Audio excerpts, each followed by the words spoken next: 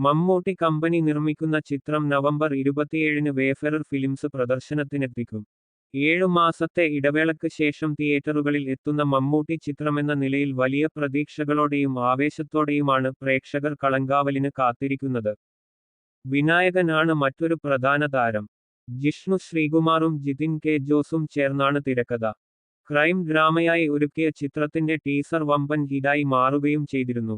Dulquer Salman നായകനായെത്തിയ superhit ചിത്രം കുറുപ്പിന് കഥ ഒരുക്കി ശ്രദ്ധ നേടിയ ജിതിൻ കെ ജോസ് ആദ്യമായി സംവിധാനം ചെയ്യുന്ന ചിത്രമെന്ന നിലയിലും ശ്രദ്ധ നേടുന്നു. ഒരേ കടലിന് ശേഷം 18 വർഷങ്ങൾ കഴിഞ്ഞ് മീര ജാസ്മിൻ വീണ്ടും മമ്മൂട്ടി ചിത്രത്തിന്റെ ഭാഗമാകുന്നു. ജിതിൻ കെ ജോസ് സംവിധാനം ചെയ്യുന്ന കളങ്കാവലിലെ നായികമാരിലൊരാളാണ് മീര. പുതുമുഖങ്ങൾ ഉൾപ്പെടെ 21 നായികമാരാണ് കളങ്കാവലിന്റെ ഭാഗമാകുന്നത്. രജിഷ വിജയൻ, ഗായത്രി അരുൺ, മേഘ തോമസ് തുടങ്ങിയവരെല്ലാം നായികാ നിരയിലുണ്ട്.